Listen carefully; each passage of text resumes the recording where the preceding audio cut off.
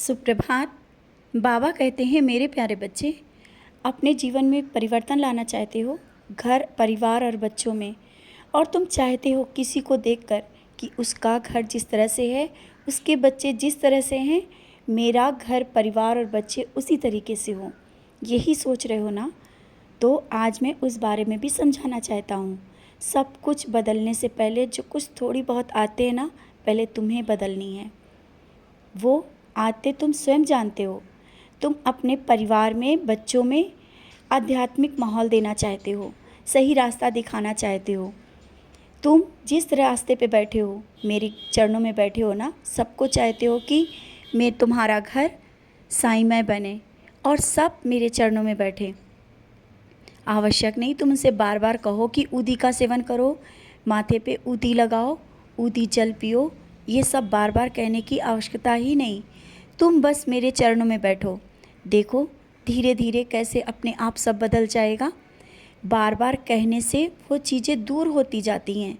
क्यों कहते हो इस तरह? क्यों परेशान होते हो? क्यों बार बार ऊदी के लिए कहते हो? क्यों मेरी ओर बार बार खींचने की कोशिश करते हो?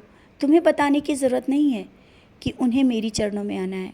मैं हूँ, मैं तुम्हारे घर में हूँ, और कभी भी कोई भी कार्य गलत नहीं होने दूंगा, ये तुम्हें पता है।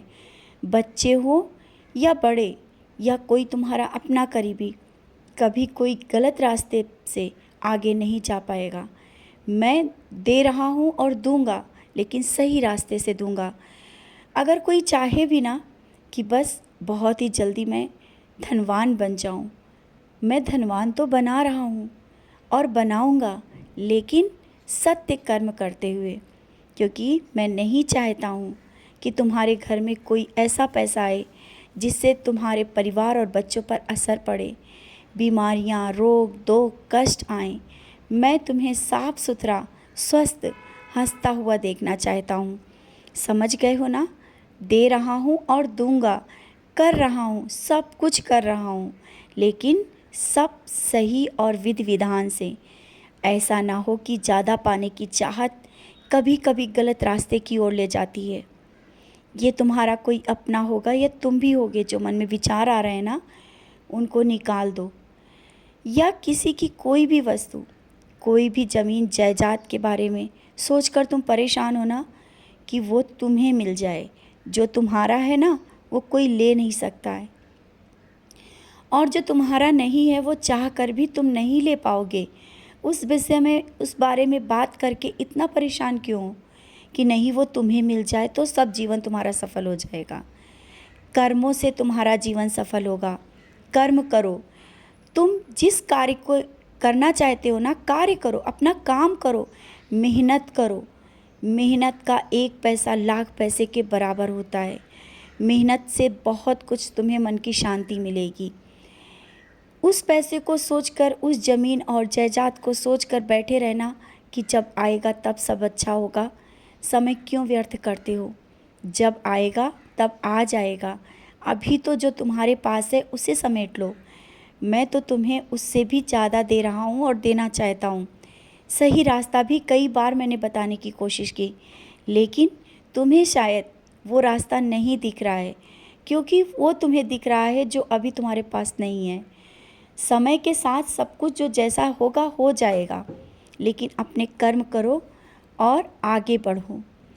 जो तुम करना चाहते हो, जीवन में बहुत कुछ हासिल करना चाहते हो, कर पाओगे। ये सब विचार मन से निकाल दो कि कैसे होगा, वो चीज़ हो पाएगी या नहीं। जीवन में बहुत संघर्ष तुमने देखे हैं और ये सब चल रहा है जीवन में, तो इन संघर्षों के साथ तुम्हें बहुत कुछ सीख भी मिल गई होगी। लोगों से सीख, समाज और दुनिया से सीख। तो अब क्यों इस तरह से फिर उन्हीं बातों में पड़ रहे हो? जानता हूँ लोगों को अच्छा तुम सही रास्ता दिखाना चाहते हो, कुछ अच्छा करना चाहते हो, लेकिन बार बार किसी बात को कहना या सही रास्ता दिखाने की कोशिश जो तुम कर रहे हो ना, कभी कभी ये गलत हो जाता है। लोग तुम्हें गलत समझने लगते हैं। जब ऐसा हो ना तो चुप हो जाओ, क्योंकि मौन की भाषा भी बहुत अच्छी होती है। जब तुम मौन हो जाओगे ना, तब वो तुम्हारी भाषा वो समझ पाएंगे। समझ गए हो ना? तुम अपने शब्दों का मान रखना चाहते हो, अपनी अगर इज्जत चाहते हो तो मौन हो जाओ, ज़्यादा बोलना भी अच्छा नहीं होता है। समझ रहे हो ना? ये छोटी छोटी जो कमियां हो जाती हैं जीवन में, उसमें सुधार लाओ, देखो जीवन सब सही हो जाएगा। और किसी का जो इंतज़ार कर रहे हो ना अपने जीवन में, जल्दी ही वो आने वाला है। बहुत सारी खुशियाँ लेकर तुम्हारे जीवन में वो आ रहा है। बहुत सी खुशियाँ होंगी। खुश रहो और मुस्कुराते रहो।